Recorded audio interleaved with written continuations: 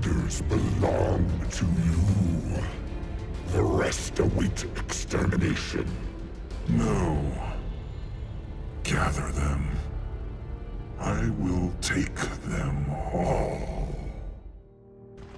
I've already spent well over 250 hours in Destiny, along with sleepless nights raiding both the Vault of Glass and Crota Zen with my buddies and work colleagues. With The Taken King, Bungie successfully reinvigorates their sci-fi epic adventure, introducing an all-new campaign, updating just about every aspect of the game.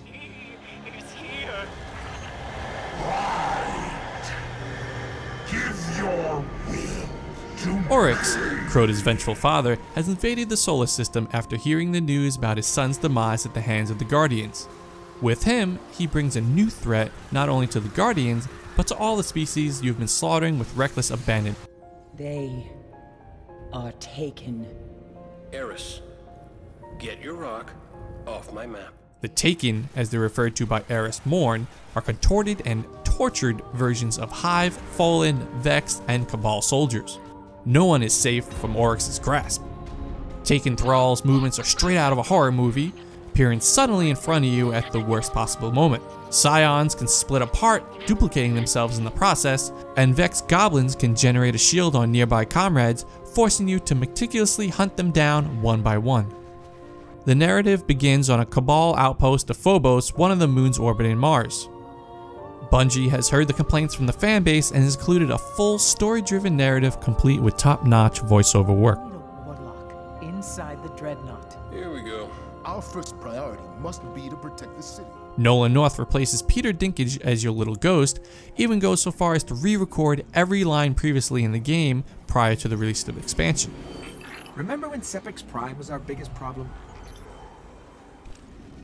While his performance was outstanding, it was Cade 6's The Hunter Vanguard trainer in the tower, voiced by Nathan Fillion, that stole the show. You know, you're a true artist. Can't even see the join. His witty and at times sarcastic humor throughout the game slowly grows concerning after certain events unfold and he loses a good friend.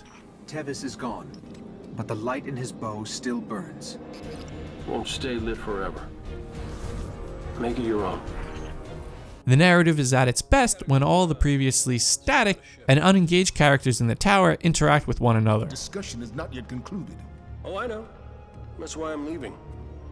As expected, you'll be visiting existing environments once again, a running theme from the previous two expansions, but in The Taken King, Bungie has expanded upon these zones. You may briefly visit an area where you fought a boss, but new pathways are now available which allow you to explore previously non-existent areas. I became giddy when I had the opportunity to finally reach some of the new areas off in the distance of the Cosmodrome on Earth. Your ghost role has been expanded, allowing you to optionally scan parts of the environment, providing further details about Oryx and the other enemy species, but also allowing for some comical and lighthearted dialogue. Cade, we've got a real problem down here. Let me guess. 4 arms, wear cloaks, smell real bad. Not fallen, taken. While the light system has been completely overhauled thanks to the recent 2.0 update, once players reach level 40, which doesn't take very long, you'll encounter a required grind for loot. Thankfully, as your light level increases, so does the loot that will drop, allowing for a seamless progression until you reach close to the maximum light level. If you find a legendary or exotic with unique perks and you aren't ready to say goodbye, the new infusion feature will increase the attack for weapons or the defense for armor using more powerful items. This in itself will help make characters feel more unique, as top level characters will no longer be required to wear the same set of items all the time. The new location in the game, Oryx's capital ship, plays a large role in the narrative, and you'll be spending hours getting lost in the massive ship called the Dreadnought.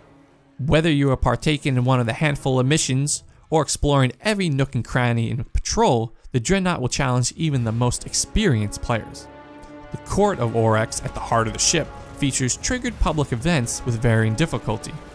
The easiest can be soloed or completed with only a couple of players, but the highest tier, Tier 3, will certainly put you to the test, especially if you have less than 5 Guardians engaged. With only 3 difficulty tiers available at this time, Bungie may include further difficulties later down the line. The 3 new subclasses add a new dynamic to fire teams, focus on area of effect supers, and shaking up how you approach everything from standard encounters to bosses. The Sunbreaker Titan subclass tosses flaming hammers at groups of enemies from a distance, giving the Titan a much needed ranged element. Stormcrawler Warlock's lightning strikes can chain to nearby enemies, making it very useful in tight quarters. The Night Stalker subclass for the Hunter is by far the most useful and unique of the 3. Firing from a void-infused bow, Hunters tether enemies together to a single spot, rendering them vulnerable to attack. It becomes very useful for keeping large groups of enemies under control, especially in the King's Fall raid. Spread across 8 new Crucible maps, Bungie has added 2 additional game modes, Rift and Mayhem. Rift is their take on the classic capture the flag formula, where a single spark, represented by a glowing orb of light, spawns in the center of the map, tasking players to carry it to the opposing team's base and dunk it in the rift. If the player carrying the spark, called the runner, is downed, the spark will reset back in the center of the map. I enjoyed this mode for the first few days it was available, but the last few have been plagued with spawn campers with sniper rifles, especially Icebreaker. Mayhem, which isn't available at all times, is a chaotic mess, and I loved every aspect of it. Everything from supers to grenades to melee attacks recharged at an increased rate, so seeing supers triggered constantly is a common occurrence. And yet, with the fast respawn, I don't mind walking into a Fist of Havoc or a Warlock tossing Void Balls of Death, since everyone is on an equal playing field. While I don't want to spoil too much from the raid, the King's Fall is a crowning achievement on how to implement an endgame raid to a cooperative online shooter. Bungie certainly has learned from the mistakes in Crota's End, adding new mechanics that require precise timing and dedication of Teams 6.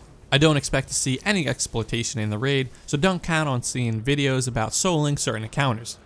The boss battles are cleverly made, featuring mechanics that are both engaging and fun to discover. I know most players will research on how to beat it before trying, but the discovery was half the fun.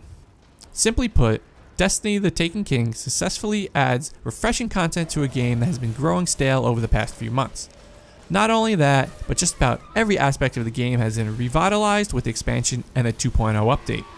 Depending on your view of grinding through Strikes, Patrol, and the Crucible, you can easily spend 30+ hours completing everything offered in the Taken King.